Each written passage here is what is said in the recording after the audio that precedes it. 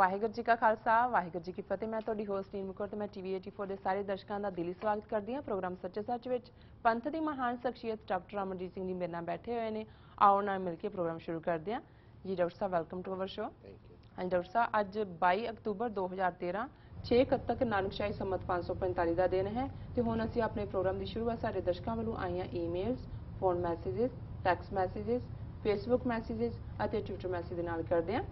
ਸਾਡੀ ਪਹਿਲੀ ਈਮੇਲ ਆਈ ਹੈ ਇੰਗਲੈਂਡ ਤੋਂ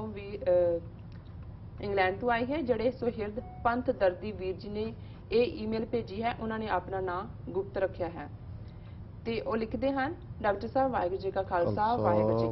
ਜੀ ਕੀ ਫਤਿਹ। ਕੁਝ ਦਿਨ ਪਹਿਲਾਂ ਭਾਈ ਰਾਜਵਾਨਾ ਜੀ ਬਾਰੇ ਸੁਣਿਆ ਕਿ ਉਹ ਆਪਣੀ ਸਿਸਟਰ ਨੂੰ ਇਲੈਕਸ਼ਨ ਵਿੱਚ ਖੜਾ ਕਰ ਰਹੇ ਨੇ। ਇਹ ਸੁਣ ਕੇ ਥੋੜਾ ਅਜੀਬ ਲੱਗਾ ਕਿਉਂਕਿ ਭਾਈ ਸਾਹਿਬ ਨੇ ਲਾਸਟ ਟਾਈਮ ਕਿਹਾ ਸੀ ਕਿ ਚੋਣਾਂ 'ਚ ਅਕਾਲੀ ਦਲ ਬਾਦਲ ਨੂੰ ਵੋਟਾਂ ਪਾਓ ਅਤੇ ਜਿਤਾਓ। ਇਲੈਕਸ਼ਨ ਜਿੱਤਣ ਤੋਂ ਬਾਅਦ ਬਾਦਲ ਨੇ ਲੋਕਾਂ ਨੂੰ ਉਜਾੜਨਾ ਸ਼ੁਰੂ ਕਰ ਦਿੱਤਾ। ਹੁਣ ਭਾਈ ਸਾਹਿਬ ਆਪਣੀ ਸਿਸਟਰ ਨੂੰ ਇਲੈਕਸ਼ਨ 'ਚ ਖੜਾ ਕਰਕੇ ਕਿਤੇ ਇਹ ਸੰਦੇਸ਼ ਤਾਂ ਨਹੀਂ ਦੇ ਰਹੇ ਕਿ ਅਕਾਲੀ ਦਲ ਬਾਦਲ ਹੁਣ ਨਿਕੰਮਾ ਹੋ ਚੁੱਕਾ ਹੈ ਜਾਂ ਫਿਰ ਭਾਈ ਸਾਹਿਬ ਨੂੰ ਹੁਣ ਭਾਰਤੀ ਕਾਨੂੰਨ ਚੰਗਾ ਲੱਗਣ ਲੱਗ ਗਿਆ ਹੈ। ਹੋ ਸਕੇ ਤਾਂ ਮੇਰੀ ਈਮੇਲ ਦਾ ਜਵਾਬ ਜ਼ਰੂਰ ਦੇਣਾ। ਸਾਡੀ ਜਿੰਦ ਜਾਨ ਖਾਲਿਸਤਾਨ। ਵਾਹਿਗੁਰੂ ਜੀ ਕਾ ਖਾਲਸਾ ਵਾਹਿਗੁਰੂ ਜੀ ਕੀ ਫਤਿਹ। ਜੀ ਡਾਕਟਰ ਸਾਹਿਬ, ਸਭ ਤੋਂ ਪਹਿਲਾਂ ਤਾਂ ਮੈਂ ਜਿਹੜੇ ਵੀਰ ਜੀ ਨੇ ਇੰਗਲੈਂਡ ਤੋਂ ਲਿਖਿਆ ਉਹਨਾਂ ਦਾ ਧੰਨਵਾਦ ਕਰਦੇ ਔਰ ਉਹਨਾਂ ਦੀ ਇੱਛਾ ਸੀ ਕਿ ਉਹਨਾਂ ਦੀ ਇਸ ਈਮੇਲ ਨੂੰ ਪੜ੍ਹਿਆ ਜ਼ਰੂਰ ਜਾਏ ਜੀ, ਲੇਕਿਨ ਉਹ ਆਪਣਾ ਨਾਂ ਨਹੀਂ ਸਨ ਦੇਣਾ ਚਾਹੁੰਦੇ। ਸੋ ਅਸੀਂ ਉਹਨਾਂ ਦੀਆਂ ਇਹਨਾਂ ਵਿਸ਼ੇਸ ਦਾ ਵੀ ਸਤਿਕਾਰ ਕਰਦੇ ਹਾਂ, ਨਾਂ ਨਹੀਂ ਦਿੱਤਾ ਹੈ ਜੀ। ਜਿਹੜਾ ਉਹਨਾਂ ਨੇ ਸਵਾਲ ਪੁੱਛਿਆ ਹੈ ਇਹ ਬੜਾ ਸੰਵੇਦਨਸ਼ੀਲ ਵੀ ਹੈ, ਸੈਂਸਿਟਿਵ ਵੀ ਹੈ ਜੀ, ਕੰਟਰੋਵਰਸ਼ੀਅਲ ਵੀ ਹੈ, ਵਿਵਾਦਗ੍ਰਸਤ ਵੀ ਹੈ, ਪਰ ਇਸ ਦੇ ਨਾਲ ਜੂਝਣਾ ਵੀ ਜ਼ਰੂਰੀ ਹੈ। ਇਸ ਸਵਾਲ ਦੇ ਨਾਲ ਜੁੜੇ ਹੋਏ ਜਿਹੜੇ ਤੱਥ ਨੇ ਜਿਹੜੇ ਅੱਜ ਵੀ ਸਾਡੀ ਸਟਰਗਲ ਨੂੰ ਪ੍ਰਭਾਵਿਤ ਕਰ ਰਹੇ ਨੇ, ਆਉਣ ਵਾਲੇ ਸਮੇਂ 'ਚ ਵੀ ਕਰਨਗੇ। ਸੋ ਉਹਨਾਂ ਬਾਰੇ ਵਿਚਾਰ ਕਰਨਾ ਸਾਡਾ ਫਰਜ਼ ਵੀ ਬਣਦਾ ਹੈ ਔਰ ਕਿਉਂਕਿ ਇਹਨਾਂ ਨੇ ਵੀ ਜੇ ਲਿਖਿਆ ਤੇ ਆਪਣਾ ਨਾਂ ਦੇਣ ਤੋਂ ਗੁਰੇਜ਼ ਕੀਤਾ ਹੈ। ਇਸ ਤਰ੍ਹਾਂ ਬਹੁਤ ਸਾਰੇ ਵੀਰਾਂ ਦੀਆਂ ਕਾਲਾਂ ਇਸ ਸਮੇਂ ਦੇ ਵਿੱਚ ਆਈਆਂ ਨੇ ਜੀ, ਜਦੋਂ ਤੋਂ ਇਹ ਬਿਆਨ ਸਾਹਮਣੇ ਆਇਆ ਹੈ ਕਿ ਬੀਬੀ ਕਮਲਜੀਤ ਕੌਰ ਜਿਹੜੇ ਕਿ ਭਾਈ ਬਲਵੰਤ ਸਿੰਘ ਰਾਜੋਆਣਾ ਦੀ ਧਰਮ ਭੈਣ ਨੇ ਜੀ, ਉਹਨਾਂ ਨੂੰ ਪਟਿਆਲੇ ਤੋਂ ਉਮੀਦਵਾਰ ਐਲਾਨਿਆ ਗਿਆ ਔਰ ਇਹ ਉਹਨਾਂ ਨੇ ਪ੍ਰੈਸ ਕਾਨਫਰੰਸ ਦੇ ਵਿੱਚ ਇਸ ਦਾ ਐਲਾਨ ਕੀਤਾ ਜੀ। ਸੋ ਇਸ ਦੀ ਕਾਫੀ ਚਰਚਾ ਹੈ ਔਰ ਬਹੁਤ ਸਾਰਿਆਂ ਨੇ ਜਾਣਨਾ ਚਾਹਿਆ, ਰੇਡੀਓ ਪ੍ਰੋਗਰਾਮਾਂ ਤੇ ਵੀ ਪੁੱਛਣ ਦਾ ਯਤਨ ਕੀਤਾ, ਪਰ ਮੈਂ ਇਸ ਦਾ ਜਦੋਂ ਤੱਕ ਮੈਂ ਇਹ ਮਹਿਸੂਸ ਨਹੀਂ ਕੀਤਾ ਕਿ ਵੀ ਨਹੀਂ ਸਾਨੂੰ ਹੁਣ ਕੁਝ ਕਹਿਣਾ ਚਾਹੀਦਾ ਹੈ ਜੀ, ਮੈਂ ਇੱਕਦਮ ਇਸ ਦੇ ਉੱਤੇ ਰਿਐਕਟ ਕਰਨ ਤੋਂ ਗੁਰੇਜ਼ ਕੀਤਾ ਜੀ, ਕਿਉਂਕਿ ਇਸ ਸਵਾਲ ਤੋਂ ਇਲਾਵਾ ਕਿ ਚੋਣਾਂ ਦੇ ਵਿੱਚ ਉਹਨਾਂ ਨੇ ਉਤਰਨ ਦਾ ਫੈਸਲਾ ਕੀਤਾ ਹੈ, ਜਿਹੜੀ ਇੱਕ ਹੋਰ ਅਪੀਲ ਉਹਨਾਂ ਨੇ ਜਥੇਦਾਰ ਅਕਾਲ ਤਖਤ ਸਾਹਿਬ ਨੂੰ ਕੀਤੀ ਜੀ, ਭਾਈ ਰਾਜੋਆਣਾ ਨੇ, ਕਿਉਂਕਿ ਉਹਨਾਂ ਦਾ ਨਿੱਜੀ ਪੱਤਰ ਭੈਣ ਜੀ ਕਮਲਜੀਤ ਕੌਰ ਨੇ ਜਥੇਦਾਰ ਅਕਾਲ ਤਖਤ ਸਾਹਿਬ ਨੂੰ ਦਿੱਤਾ ਹੈ ਜੀ। ਉਸ 'ਚ ਉਹਨਾਂ ਨੇ ਜਿਹੜੀ ਗੱਲ ਕਹੀ ਹੈ ਉਹਦੇ ਨਾਲ ਅਸੀਂ ਪੂਰੀ ਤਰ੍ਹਾਂ ਸਹਿਮਤ ਹੈ। ਉਹਨਾਂ ਨੇ ਜਥੇਦਾਰ ਸਾਹਿਬ ਨੂੰ ਇਹ ਕਿਹਾ ਵੀ ਇਸ ਵਾਰ ਕਿਉਂਕਿ ਦੀਵਾਲੀ ਦਾ ਦਿਨ 3 ਨਵੰਬਰ ਜਿਹੜਾ ਹੈ ਉਹ ਆ ਰਿਹਾ 3 ਨਵੰਬਰ ਨੂੰ ਹੈ ਜੀ, ਔਰ ਜ਼ਾਹਰ ਹੈ ਕਿ ਦੀਵਾਲੀ ਦੇ ਉੱਤੇ ਲੋਕ ਘਰਾਂ 'ਚ ਵੀ ਪਟਾਕੇ ਚਲਾਉਂਦੇ ਨੇ, ਉਹਨੂੰ ਸੈਲੀਬ੍ਰੇਟ ਕਰਦੇ ਨੇ ਤੇ ਹਰਿਮੰਦਰ ਸਾਹਿਬ 'ਚ ਖਾਸ ਤੌਰ ਤੇ ਆਤਿਸ਼ਬਾਜ਼ੀ ਹੁੰਦੀ ਹੈ ਜਿਸ ਨੂੰ ਦੇਖਣ ਦੇ ਲਈ ਬੜੀ ਦੂਰੋਂ ਲੋਕ ਜਾਂਦੇ ਨੇ। ਹਾਲਾਂ ਪਿਛਲੇ ਕੁਝ ਸਾਲਾਂ ਤੋਂ ਜਿਹੜੇ ਵਾਤਾਵਰਣ ਨੂੰ ਪਿਆਰ ਕਰਨ ਵਾਲੇ ਲੋਕ ਨੇ ਉਹਨਾਂ ਨੇ ਜਥੇਦਾਰ ਸਾਹਿਬ ਨੂੰ ਜਾਂ ਸ਼੍ਰੋਮਣੀ ਕਮੇਟੀ ਨੂੰ ਇਹ ਕਿਹਾ ਸੀ ਕਿ ਵੀ ਹਰਿਮੰਦਰ ਸਾਹਿਬ ਦਾ ਆਲਾ ਦੁਆਲਾ ਪੋਲਿਊਟ ਹੋ ਰਿਹਾ ਜੀ। ਜਦੋਂ ਆਤਿਸ਼ਬਾਜ਼ੀ ਕੀਤੀ ਜਾਂਦੀ ਹੈ ਉਦੋਂ ਬਹੁਤ ਸਾਰਾ ਕਾਰਬਨ ਜਿਹੜਾ ਉਸ ਫਿਜ਼ਾ ਦੇ ਵਿੱਚ ਆਉਂਦਾ ਹੈ ਉਹ ਉਸ ਨੂੰ ਪ੍ਰਭਾਵਿਤ ਕਰਦਾ ਹੈ, ਉਸ ਨੂੰ ਜਿਹੜਾ ਹੈ ਉਸ ਵਾਤਾਵਰਣ ਨੂੰ ਖਰਾਬ ਕਰਦਾ ਹੈ। ਸੋ ਪਿਛਲੇ 1-2 ਸਮਿਆਂ ਤੋਂ ਉਹਨਾਂ ਨੇ ਕਹਿਣਾ ਸ਼ੁਰੂ ਕੀਤਾ ਸੀ ਕਿ ਅਸੀਂ ਐਨਵਾਇਰਨਮੈਂਟਲ ਫਰੈਂਡਲੀ ਜਿਹੜੇ ਪਟਾਕੇ ਉਹ ਇਸਤੇਮਾਲ ਕਰ ਰਹੇ ਹਾਂ। ਹਾਲਾਂਕਿ ਇਸ ਤਰ੍ਹਾਂ ਦੇ ਕੋਈ ਬਹੁਤੇ ਪਟਾਕੇ ਹੁੰਦੇ ਨਹੀਂ, ਪਰ ਜਿਹੜੀ ਗੱਲ ਭਾਈ ਰਾਜੋਆਣਾ ਨੇ ਲਿਖੀ ਹੈ ਕਿ ਵੀ ਕਿਉਂਕਿ ਨਵੰਬਰ ਦਾ ਇਹ ਪਹਿਲਾ ਹਫ਼ਤਾ ਹੈ ਜਦੋਂ ਕਿ 29 ਸਾਲ ਪਹਿਲਾਂ ਦਿੱਲੀ, ਕਾਨਪੁਰ, ਬੁਕਾਰੋ ਤੋਂ ਲੈ ਕੇ ਭਾਰਤ ਭਰ ਦੇ ਵਿੱਚ ਸਿੱਖਾਂ ਦੇ ਖੂਨ ਦੀ ਹੋਲੀ ਖੇਡੀ ਗਈ, ਸਿੱਖਾਂ ਦਾ ਸ਼ਿਕਾਰ ਕੀਤਾ ਗਿਆ। ਹਜ਼ਾਰਾਂ ਸਿੱਖਾਂ ਨੂੰ ਬੱਸਾਂ 'ਚੋਂ, ਕਾਰਾਂ 'ਚੋਂ, ਗੱਡੀਆਂ 'ਚੋਂ, ਘਰਾਂ 'ਚੋਂ ਧੂ ਕੇ ਉਹਨਾਂ ਦੇ ਗਲਾਂ 'ਚ ਟਾਇਰ ਪਾ ਕੇ ਉਹਨਾਂ ਨੂੰ ਜਿਉਂਦਿਆਂ ਸਾੜਿਆ ਗਿਆ। ਸੋ ਉਹਨਾਂ ਨੇ ਜਿੱਥੇ ਸਿੱਖ ਕੌਮ ਨੂੰ ਇਹ ਕਿਹਾ ਕਿ ਵੀ ਉਹ ਕੋਈ ਇਸ ਦੀਵਾਲੀ ਨੂੰ ਪਟਾਕੇ ਨਾ ਚਲਾਉਣ ਔਰ ਨਾਲ ਹੀ ਉਹਨਾਂ ਦੀ ਇਹ ਵੀ ਬੜੀ ਜਿਹੜੀ ਹੈ ਬੜੀ ਥਾਟਫੁਲ ਅਪੀਲ ਹੈ ਕਿ ਜਿਹੜਾ ਖਰਚਾ ਪਟਾਕਿਆਂ ਜਾਂ ਦੂਸਰਿਆਂ ਤੇ ਕਰਨਾ ਹੈ ਇਹ ਜਿਹੜੇ ਨਵੰਬਰ 84 ਦੇ ਉਸ ਨਸਲਕੁਸ਼ੀ ਦੇ ਪੀੜਤ ਪਰਿਵਾਰ ਨੇ ਉਹਨਾਂ ਦੀ ਆਰਥਿਕ ਮਦਦ ਦੇ ਉੱਤੇ ਉਹ ਪੈਸਾ ਖਰਚ ਕੀਤਾ ਜਾਏ ਜੀ ਔਰ ਉਹਨਾਂ ਨੇ ਹਰਮੰਦਰ ਸਾਹਿਬ ਦੇ ਹਵਾਲੇ ਨਾਲ ਵੀ ਕਿਹਾ ਵੀ ਉੱਥੇ ਆਤਿਸ਼ਬਾਜ਼ੀ ਨਾ ਕੀਤੀ ਜਾਏ। ਜੀ ਜਥੇਦਾਰ ਕੀ ਫੈਸਲਾ ਕਰਦੇ ਨੇ ਇਹ ਤਾਂ ਉਹਨਾਂ ਨੇ ਦੇਖਣਾ ਹੈ, ਪਰ ਅਸੀਂ ਸਮਝਦੇ ਹਾਂ ਵੀ ਅਸੀਂ ਇਸ ਸਪਿਰਿਟ ਦੀ ਜ਼ਰੂਰ ਤਾਰੀਫ ਕਰਦੇ ਹਾਂ। ਜੀ ਜੀ ਹੁਣ ਗੱਲ ਜਦੋਂ ਅਸੀਂ ਚੋਣਾਂ ਦੇ ਮਾਮਲੇ ਦੀ ਕਰੀਏ, ਦੋ ਰਾਵਾਂ ਸ਼ੁਰੂ ਤੋਂ ਹੀ ਸਾਡੀ ਮੂਵਮੈਂਟ ਦੇ ਵਿੱਚ ਰਹੀਆਂ ਨੇ 84 ਤੋਂ ਬਾਅਦ ਕਿ ਚੋਣਾਂ ਲੜੀਆਂ ਜਾਣ ਜਾਂ ਨਾ ਲੜੀਆਂ ਜਾਣ। ਜੀ ਇੱਕ ਰਾਏ ਜਿਹੜੀ ਲੜਨ ਵਾਲਿਆਂ ਦੀ ਰਹੀ ਹੈ, ਉਹਨਾਂ ਦਾ ਇਹ ਕਹਿਣਾ ਹੈ ਕਿ ਜੀ ਜੇ ਅਸੀਂ ਲੋਕਤੰਤਰੀ ਤਰੀਕੇ ਦੇ ਨਾਲ ਆਪਣੀ ਗੱਲ ਨੂੰ ਐਕਸਪ੍ਰੈਸ ਨਹੀਂ ਕਰਾਂਗੇ ਜੀ ਤੇ ਫਿਰ ਅਸੀਂ ਕਿਵੇਂ ਦੁਨੀਆ ਨੂੰ ਦੱਸ ਸਕਾਂਗੇ ਕਿ ਵੀ ਅਸੀਂ ਕਿਸ ਵਿਚਾਰਧਾਰਾ ਦੀ ਨੁਮਾਇੰਦਗੀ ਕਰਦੇ ਹਾਂ। ਜੀ ਜੀ ਪਰ ਜਿਹੜੀ ਚੋਣਾਂ ਦੇ ਬਾਈਕਾਟ ਦੀ ਵਿਚਾਰਧਾਰਾ ਰਹੀ ਹੈ ਔਰ ਖਾਸ ਤੌਰ ਤੇ 84 ਤੋਂ ਬਾਅਦ ਹੀ ਇਹ ਵਿਚਾਰਧਾਰਾ, ਕਿਉਂਕਿ ਪਹਿਲੀਆਂ ਚੋਣਾਂ 1985 ਚ ਹੋਈਆਂ, ਰਾਜੀਵ ਲੌਂਗੋਵਾਲ ਐਕੋਰਡ ਹੋਇਆ, ਲੌਂਗੋਵਾਲ ਵੀ ਇਸੇ ਲਈ ਮਾਰਿਆ ਗਿਆ ਕਿ ਉਸਨੇ ਸਰੈਂਡਰ ਕੀਤਾ, ਕਿਉਂਕਿ ਇਹ ਧਿਰ ਜਿਹੜੀ ਚੋਣਾਂ 'ਚ ਯਕੀਨ ਨਹੀਂ ਰੱਖਦੀ, ਵੱਡੀ ਪੰਥਕ ਧਿਰ, ਜੀ ਇਹਨਾਂ ਦਾ ਮੰਨਣਾ ਹੈ ਕਿ ਸੰਤ ਜਰਨੈਲ ਸਿੰਘ ਖਾਲਸਾ ਪਿੰਡਰਾਂ ਵਾਲਿਆਂ ਦੇ ਇਹ ਸ਼ਬਦ ਸਾਡੇ ਲਈ ਰਾਹ ਦਸੇਰਾ ਨੇ ਜੀ ਕਿ ਜਿਸ ਦਿਨ ਭਾਰਤ ਦੀ ਫੌਜ ਦੇ ਪੈਰ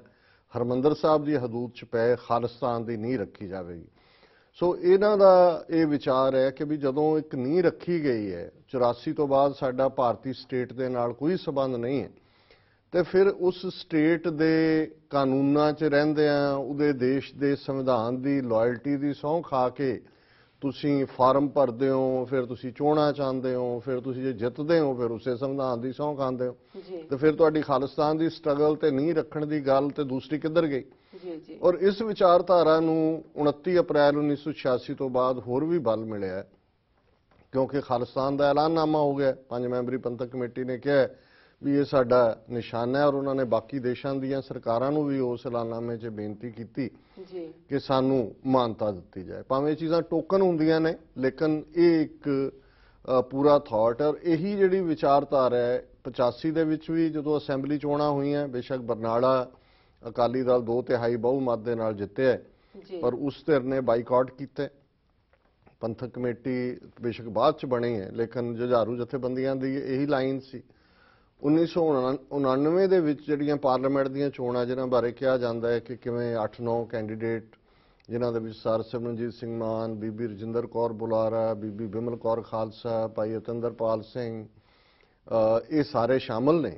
ਉਹਨਾਂ ਦੇ ਭਾਈ ਬਿਆਨ ਸਿੰਘ ਦੇ ਪਿਤਾ ਬਾਬਾ ਸੁੱਚਾ ਸਿੰਘ ਬਠਿੰਡਾ ਤੋਂ ਜਿੱਤੇ ਸਨ ਜੀ ਕਿ ਉਹਨਾਂ ਨੂੰ ਸਿੱਖਾਂ ਨੇ ਜਿਤਾਇਆ। ਪਰ ਜੇ ਤੁਸੀਂ ਉਦੋਂ ਵੀ ਜਿਹੜੀ ਟੈਕਨੀਕਲ ਲਾਈਨ ਜਿਹੜੀ ਜੁਝਾਰੂ ਜਥੇਬੰਦੀਆਂ ਦੀ ਸੀ, ਉਹਨਾਂ ਦੀ ਲਾਈਨ ਬਾਈਕਾਟ ਦੀ ਸੀ, ਭਾਵੇਂ ਕਿ ਉਹਨਾਂ ਨੇ ਉਹਨੂੰ ਲਾਗੂ ਨਹੀਂ ਕੀਤਾ ਸਖਤੀ ਨਾਲ ਜਿਵੇਂ 92 ਦੇ ਵਿੱਚ ਲਾਗੂ ਕੀਤਾ। ਫਿਰ 1991 ਦੀਆਂ ਵਿਧਾਨ ਸਭਾ ਚੋਣਾਂ ਹੋਈਆਂ, ਜਿਹੜੀਆਂ ਕਿ ਐਨ ਹੋਣ ਤੋਂ 32 ਘੰਟੇ ਪਹਿਲਾਂ ਨਰਸਿਮਹਾ ਰਾਓ ਬਣ ਗਿਆ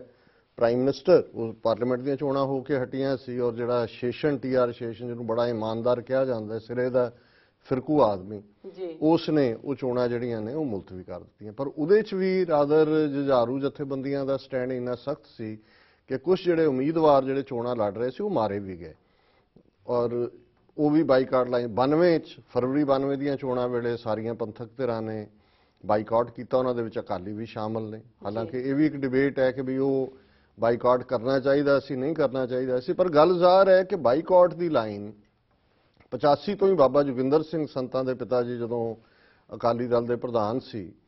ਸਰ ਸਿਮਰਨਜੀਤ ਸਿੰਘ ਮਾਨ ਜੇਲ੍ਹ 'ਚ ਸਨ, ਸੋ ਉਦੋਂ ਤੋਂ ਹੀ ਰਹੀ। 85 ਵੀ, 99 ਵੀ, 91 ਵੀ, 92 ਵੀ। ਇਹ ਵੱਖਰੀ ਗੱਲ ਹੈ ਵੀ ਉਹਨਾਂ ਹੀ ਧਿਰਾਂ ਨੇ ਜਿਨ੍ਹਾਂ ਨੇ 92 ਜਾਂ 91 ਦਾ ਬਾਈਕਾਟ ਦੀ ਕਾਲ ਦਿੱਤੀ। ਬਾਅਦ ਦੇ ਵਿੱਚ ਉਹਨਾਂ ਨੇ ਜਿਹੜਾ ਅਕਾਲੀ ਦਲ ਪੰਚ ਪ੍ਰਧਾਨੀ ਦੇ ਥੱਲੇ ਸ਼੍ਰੋਮਣੀ ਕਮੇਟੀ ਚੋਣਾਂ ਵੀ ਲੜੀਆਂ, ਅਸੈਂਬਲੀ ਚੋਣਾਂ ਵੀ ਲੜੀਆਂ। ਇਹ ਇੱਕ ਵੱਖਰਾ ਟੌਪਿਕ ਹੈ ਕਿ ਵੀ ਵੈਦਰ ਉਹ ਸਟ੍ਰੈਟਜੀ ਠੀਕ ਸੀ ਕਿ ਇਹ ਸਟ੍ਰੈਟਜੀ ਠੀਕ ਹੈ। ਪਰ ਇੱਕ ਗੱਲ ਜ਼ਾਹਰ ਹੈ ਵੀ ਇਹ 84 ਤੋਂ ਬਾਅਦ ਜੇ ਤਾਂ ਲਾਈਨ ਜੁਝਾਰੂ ਧਿਰਾਂ ਨੇ ਇਹ ਲਈ ਹੁੰਦੀ ਕਿ ਇੱਕ ਪਾਸੇ ਅਸੀਂ ਹਥਿਆਰਬੰਦ ਸੰਘਰਸ਼ ਕਰ ਰਹੇ ਹਾਂ,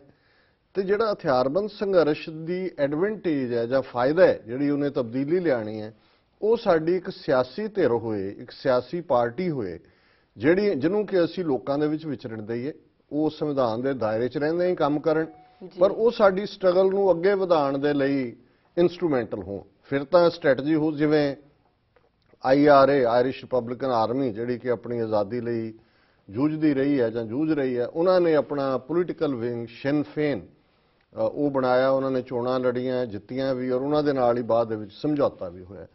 ਪਰ ਕਿਉਂਕਿ ਕਿਤੇ ਨਾ ਕਿਤੇ 84 ਤੋਂ ਬਾਅਦ ਦੀ ਲੀਡਰਸ਼ਿਪ ਦੇ ਵਿੱਚ ਦੂਰਦਰਸ਼ਤਾ ਦੀ ਘਾਟ ਸੀ ਜਾਂ ਇਮੋਸ਼ਨਲ ਸਾਡੀ ਮੂਵਮੈਂਟ ਸੀ, ਬਹੁਤ ਸਾਰੀ ਅਸੀਂ ਰਿਐਕਟ ਕੀਤਾ ਸਿਚੁਏਸ਼ਨਸ ਨੂੰ। ਸੋ ਕਿਉਂਕਿ ਇਸ ਕਿਸਮ ਦਾ ਉਦੋਂ ਨਹੀਂ ਬਣਿਆ ਜਦੋਂ ਤੱਕ ਸਰਕਾਰ ਨੇ ਪੂਰੇ ਹੈਵੀ ਹੈਂਡ ਦੇ ਨਾਲ ਜ਼ੁਲਮ ਕਰਕੇ ਜੁਝਾਰੂ ਸੰਘਰਸ਼ ਨੂੰ ਕ੍ਰਸ਼ ਕਰ ਦਿੱਤਾ ਹੈ, ਲੋਕਾਂ ਨੂੰ ਜਿਹੜਾ ਬਿਲਕੁਲ ਡਰਾ ਦਿੱਤਾ ਹੈ। ਉਦੋਂ ਜੇ ਅਕਾਲੀ ਦਲ ਪੰਚ ਪ੍ਰਧਾਨੀ ਵੀ ਆਇਆ ਹੈ ਜਾਂ ਅਕਾਲੀ ਦਲ ਅੰਮ੍ਰਿਤਸਰ, ਹਾਲਾਂਕਿ ਇਹ ਕ੍ਰੈਡਿਟ ਸਰ ਸਿਮਰਜੀਤ ਸਿੰਘ ਮਾਨ ਹੋਰਾਂ ਨੂੰ ਜਾਂਦਾ ਹੈ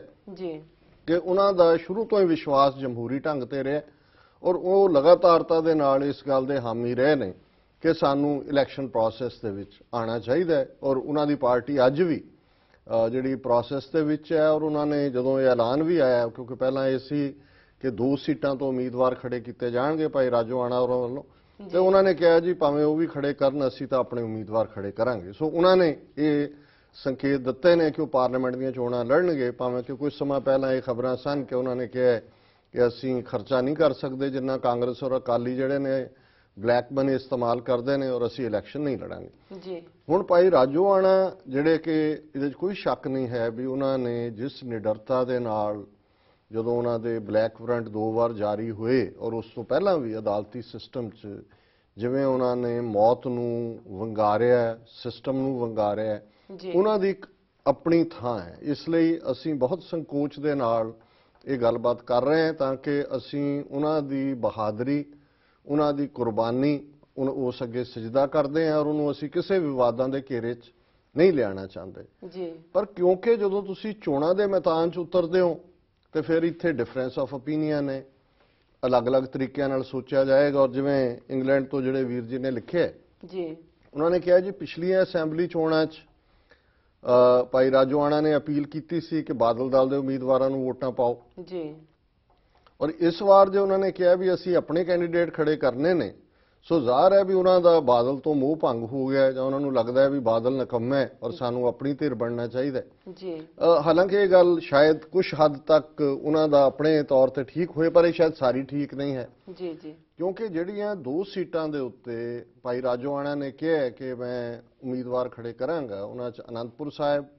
ਔਰ ਪਟਿਆਲਾ, ਔਰ ਇਹ ਕੋਈ ਬਾਦਲ ਦਲ ਦੀਆਂ ਸੀਟਾਂ ਨਹੀਂ ਨੇ। ਇੱਥੋਂ ਆਲਰੇਡੀ ਕਾਂਗਰਸ ਦੇ ਮੈਂਬਰ ਪਾਰਲੀਮੈਂਟ ਪਟਿਆਲਾ ਤੋਂ ਬੀਬੀ ਪਰਨੀਤ ਕੌਰ ਮੈਂਬਰ ਪਾਰਲੀਮੈਂਟ ਨੇ, ਵਜ਼ੀਰ ਵੀ ਹੈ ਉਹ ਬੀਬੀ, ਔਰ ਅਨੰਦਪੁਰ ਸਾਹਿਬ ਤੋਂ ਕਾਤਲ ਬੇਅੰਤ ਸਿੰਘ ਦਾ ਪੋਤਾ ਰਵਨੀਤ ਬਿੱਟੂ ਜਿਹੜਾ ਹੈ ਉਹ ਮੈਂਬਰ ਪਾਰਲੀਮੈਂਟ ਹੈ। ਸੋ ਇਹ ਗੱਲ ਸਾਬਤ ਕਰਦੀ ਹੈ ਕਿ ਜੇ ਉਹਨਾਂ ਨੇ ਆਪਣੀ ਧਿਰ ਬਣਾ ਕੇ ਜਾਂ ਪਾਰਟੀ ਬਣਾ ਕੇ ਚੋਣਾਂ ਲੜਨ ਦੀ ਗੱਲ ਹੁੰਦੀ ਜਾਂ ਬਾਦਲ ਤੋਂ ਉਹ ਬਦਜ਼ਨ ਹੁੰਦੇ ਤੇ ਫਿਰ ਉਹਨਾਂ ਨੇ ਆਪਣਾ ਸਾਰੀਆਂ ਸੀਟਾਂ ਦੇ ਉੱਤੇ ਐਲਾਨ ਕਰਨਾ ਸੀ। ਸੋ ਜ਼ਾਹਰ ਹੈ ਕਿ ਉਹਨਾਂ ਨੇ ਵੀ ਬੜਾ ਕੈਲਕੂਲੇਟਡ ਸਟੈਪ ਲਿਆ। ਹੁਣ ਦੂਸਰਾ ਪੱਖ ਜਿਹੜਾ ਇਹਨਾਂ ਨੇ ਵੀਰ ਜੀ ਨੇ ਕਿਹਾ ਕਿ ਕੀ ਉਹਨਾਂ ਦਾ ਹੁਣ ਭਾਰਤੀ ਕਾਨੂੰਨ 'ਚ ਵਿਸ਼ਵਾਸ ਹੈ, ਮੈਂ ਸਮਝਦਾ ਵੀ ਇਹ ਕਹਿਣਾ ਠੀਕ ਨਹੀਂ ਹੋਏਗਾ, ਕਿਉਂਕਿ ਉਹ ਹਮੇਸ਼ਾ ਵੰਗਾਰਦੇ ਨੇ ਔਰ ਇਹੀ ਕਾਰਨ ਹੈ ਵੀ ਉਹਨਾਂ ਨੇ ਈਵਨ ਆਪਣੇ ਕੇਸ ਨੂੰ ਵੀ ਪਲੀਡ ਨਹੀਂ ਕੀਤਾ। ਪਰ ਸੰਭਵ ਹੈ ਵੀ ਉਹਨਾਂ ਦੀ ਵਿਚਾਰਧਾਰਾ ਦੇ ਵਿੱਚ ਉਹ ਇਹ ਸਮਝਦੇ ਹੋਣ ਕਿ ਅਸੀਂ ਸਿਸਟਮ ਦੇ ਵਿੱਚ ਜਾ ਕੇ ਜਿਹੜੀ ਹੈ ਆਪਣੀ ਗੱਲ ਜ਼ਿਆਦਾ ਮਜ਼ਬੂਤੀ ਨਾਲ ਕਰ ਸਕਦੇ ਹਾਂ। ਪਰ ਜਿਹੜਾ ਅਸੀਂ ਜਿਵੇਂ ਅੰਗਰੇਜ਼ੀ 'ਚ ਕਹਿੰਦੇ ਨੇ ਕਿ ਵੀ ਵਿਸ਼ ਹਿਮ ਵੈਲ, ਕਿ ਵੀ ਸਾਡੀਆਂ ਸ਼ੁਭ ਕਾਮਨਾਵਾਂ ਨੇ, ਪਰ ਜਿਸ ਕਿਸਮ ਦਾ ਮਾਹੌਲ ਉੱਥੇ ਹੈ ਜਦੋਂ ਤੁਸੀਂ ਇਲੈਕਸ਼ਨ ਸਿਸਟਮ 'ਚ ਗੱਲ ਕਰਦੇ ਹੋ, ਮੈਂ ਸਮਝਦਾ ਹਾਂ ਵੀ ਇਹ ਚੰਗਾ ਹੁੰਦਾ ਜਾਂ ਚੰਗਾ ਹੋਏ ਕਿ ਜੇ ਪੰਥ ਪ੍ਰਸਤ ਧਿਰਾਂ ਸਾਰੀਆਂ ਕੋਈ ਇਸ ਕਿਸਮ ਦੀ ਸਟ੍ਰੈਟਜੀ ਜੇ ਸਿਸਟਮ 'ਚ ਆਉਣ ਦੀ ਵੀ ਗੱਲ ਕਰਨੀ ਹੈ, ਉਹ ਮਿਲ ਕੇ ਬਣਾਉਣ, ਆਪਣੀ ਸਾਂਝੀ ਤਾਕਤ ਉਹਨਾਂ ਦੀ ਇਕੱਠੀ ਹੋਏ, ਔਰ ਉਹਦੇ ਨਾਲ ਭਾਵੇਂ ਹਾਰ ਵੀ ਹੋਏ ਪਰ ਤੁਹਾਡਾ ਜਿਹੜਾ ਵਿਊ ਪੁਆਇੰਟ ਹੈ ਖਾਲਿਸਤਾਨ ਦਾ ਉਹ ਅੱਗੇ ਤੁਰੇ। ਹੁਣ ਇਹਨਾਂ ਦੋਨਾਂ ਹਾਲਤਾਂ 'ਚ ਜਿਵੇਂ ਬੀਬੀ ਕਮਲਜੀਤ ਕੌਰ ਆਏ ਨੇ, ਅਕਾਲੀਆਂ ਨੇ ਆਲਰੇਡੀ ਸੁਖਬੀਰ ਬਾਦਲ ਨੇ ਵੀ ਕਿਹਾ ਜੀ ਕੋਈ ਫਰਕ ਨਹੀਂ ਪੈਂਦਾ, ਉਹਨਾਂ ਨੇ ਖੜਾ ਕੀਤਾ, ਅਸੀਂ ਆਪਣਾ ਉਮੀਦਵਾਰ ਖੜਾ ਕਰਾਂਗੇ। ਹਾਲਾਂ ਅਕਾਲੀਆਂ ਦੇ ਵਿੱਚ ਚਿੰਤਾ ਦੀ ਲਹਿਰ ਦੌੜੀ, ਇੱਕਦਮ ਪਹਿਲਾਂ ਆਇਆ ਜੀ ਹਰਭਜਨ ਮਾਨ ਵੀ ਅਨੰਦਪੁਰ ਸਾਹਿਬ ਤੋਂ ਉਮੀਦਵਾਰ ਹੈ, ਵਿੱਚੋਂ ਹੀ ਚੰਦੂ ਮਾਜਰੇ ਨੇ ਵੀ ਕਿਹਾ ਕਿ ਜੀ ਜੇ ਮੈਨੂੰ ਜਿਹੜਾ ਉਹ ਦਿੱਤੀ ਸੇਵਾ ਤੇ ਮੈਂ ਵੀ, ਉਹਨਾਂ ਨੂੰ ਲੱਗਾ ਕਿ ਵੀ ਕਿਤੇ ਇਹ ਨਾ ਹੋਏ ਵੀ ਇਹ ਮੂੰਹ ਵੀ ਬਾਦਲ ਦਾ ਹੋਏ ਕਿ ਬਈ ਤੁਸੀਂ ਇਹਨਾਂ ਦੋਨਾਂ ਕਾਂਗਰਸੀਆਂ ਨੂੰ ਹਰਾਣਾ ਹੈ, ਇੰਡੀਪੈਂਡੈਂਟ ਕਿਸੇ ਨੂੰ ਖੜਾ ਕਰ ਦਿਓ ਤੇ ਜੁਝਾਰੂਆਂ ਦੀ ਸਿੰਪੈਥੀ ਵੀ ਨਾਲ ਤੇ ਆਪਣੀਆਂ ਵੋਟਾਂ ਵੀ ਪਵਾ ਦਿਓ, ਤੇ ਇਹਨਾਂ ਨੂੰ ਹਰਭਜਨ ਮਾਨ ਜਾਂ ਚੰਦੂ ਮਾਜਰਾ ਜਾਂ ਇਹਨਾਂ ਨੂੰ ਲੱਗਦਾ ਹੈ ਕਿ ਵੀ ਇਹ ਸਾਡਾ ਹੀ ਪੱਤਾ ਸਾਫ਼ ਹੋਣ ਲੱਗਿਆ, ਸੋ ਉਹਨਾਂ ਨੇ ਵਿਦਨ 24-48 ਆਵਰਸ ਬਿਆਨਬਾਜ਼ੀ ਸ਼ੁਰੂ ਕਰ ਦਿੱਤੀ ਜੀ। ਸੋ ਅਜੇ ਸਥਿਤੀ ਸਪਸ਼ਟ ਨਹੀਂ ਹੈ ਵੀ ਗੱਲ ਕਿੱਧਰ ਨੂੰ ਜਾਏਗੀ, ਪਰ ਅਸੀਂ ਸਮਝਦੇ ਹਾਂ ਵੀ ਜੇ ਕੋਈ ਜੁਆਇੰਟ ਐਫਰਟ ਹੁੰਦਾ, ਅਦਰਵਾਈਜ਼ ਇਹਦਾ ਨਾ ਪੱਖੀ ਕਾਰਨ ਇਹ ਹੋਏਗਾ ਵੀ ਜੇ ਇਹ ਉਤਰਦੇ ਨੇ ਚੋਣ ਮੈਦਾਨ 'ਚ, ਬੀਬੀ ਜੀ ਆਉਂਦੇ ਨੇ, ਦੂਸਰੇ ਵੀ ਆਉਂਦੇ ਨੇ, ਉਹ ਚਲੋ ਜਿੱਤ ਹਾਰ ਤਾਂ ਸਮਾਂ ਦੱਸਦਾ ਕੀ ਹੈ, ਬੈਡਲੀ ਫੇਅਰ ਕਰਦੇ ਨੇ, ਮਤਲਬ ਕੋਈ ਬਹੁਤ ਜ਼ਿਆਦਾ ਸਾਈਜ਼ੇਬਲ ਵੋਟਾਂ ਨਹੀਂ ਮਿਲਦੀਆਂ, ਤੇ ਫਿਰ ਹਿੰਦੁਸਤਾਨ ਦੀਆਂ ਏਜੰਸੀਆਂ ਇਹੀ ਬਾਦਲ ਦਲੀਏ ਇਹੀ ਕਹਿਣਗੇ ਦੇਖੋ ਜੀ ਖਾਲਿਸਤਾਨ ਦੀ ਤਾਂ ਕੋਈ ਹਮਾਇਤ ਨਹੀਂ ਹੈ ਪੰਜਾਬ 'ਚ, ਉੱਥੇ ਤਾਂ ਲੋਕਾਂ ਨੇ ਜਿਹੜਾ ਵੋਟਾਂ ਹੀ ਨਹੀਂ ਪਾਈਆਂ, ਲੋਕ ਤਾਂ ਚਾਹੁੰਦੇ ਹੀ ਨਹੀਂ ਹੈ। ਸੋ ਸਾਡੇ ਲਈ ਇਹ ਦੋਵੇਂ ਹੀ ਪਾਸੇ ਜਿਹੜੇ ਨੇ ਇਹ ਇੱਕ ਬੜੇ ਸੈਂਸਿਟਿਵ ਨੇ, ਔਰ ਅਸੀਂ ਆਸ ਕਰਦੇ ਹਾਂ ਵੀ ਆਉਣ ਵਾਲੇ ਦਿਨਾਂ 'ਚ ਜਿੱਥੇ ਪਿਕਚਰ ਹੋਰ ਕਲੀਅਰ ਹੋਏਗੀ ਉੱਥੇ ਸਾਡੀਆਂ ਸਾਰੀਆਂ ਹੀ ਧਿਰਾਂ ਬਿਨਾਂ ਦੋਸ਼ ਰੋਪਣ ਕਰਨ ਦੇ ਜਾਂ ਬਿਨਾਂ ਇੱਕ ਦੂਸਰੇ ਪ੍ਰਤੀ ਸ਼ੱਕ ਕਰਨ ਦੇ, ਔਰ ਆਲਰੇਡੀ ਹਿੰਦੁਸਤਾਨ ਦੀਆਂ ਏਜੰਸੀਆਂ ਤਾਂ ਆਪਣੀ ਸ਼ਰਾਰਤ ਤੇ ਨੇ। ਹਿੰਦੁਸਤਾਨ ਟਾਈਮਜ਼ ਜਾਂ ਟਾਈਮਜ਼ ਆਫ ਇੰਡੀਆ ਨੇ ਕਿਹਾ ਜੀ ਆਲਰੇਡੀ ਇਹ ਪੈਸੇ ਇਕੱਠੇ ਕਰਨ ਦਾ ਇੱਕ ਤਰੀਕਾ ਹੈ ਭਾਈ ਰਾਜੋਆਣਾ ਦਾ ਜੀ। ਹੁਣ ਮਤਲਬ ਦੁਸ਼ਮਣ ਦੇਖ ਰਿਹਾ ਵੀ ਉਹਨੇ ਤੁਹਾਡੇ ਕਿਹੜੇ ਕਮਜ਼ੋਰ ਪਾਰਟ ਤੇ ਸਟ੍ਰਾਈਕ ਕਰਨਾ। ਸੋ ਅਸੀਂ ਆਸ ਕਰਦੇ ਹਾਂ ਵੀ ਇਸ ਮੁੱਦੇ ਦੇ ਉੱਤੇ ਜਿਹੜਾ ਵੀ ਕੋਈ ਕੰਮ ਹੋਏ ਸਾਰੀਆਂ ਪੰਥਕ ਧਿਰਾਂ ਕੰਸੈਂਸਸ ਦੇ ਨਾਲ। ਜੀ ਡਾਕਟਰ ਸਾਹਿਬ ਹੁਣ ਵੇਲਾ ਹੋ ਗਿਆ ਬ੍ਰੇਕ ਤੇ ਜਾਣ ਦਾ। ਵਿਊਅਰਸ ਤੇ ਸਾਡੇ ਨਾਲ ਇਸ ਤਰ੍ਹਾਂ ਜੁੜੇ ਰਹੋ, ਮਿਲਦੇ ਹਾਂ ਆਫਟਰ ਦਿਸ ਸ਼ਾਰਟ ਬ੍ਰੇਕ।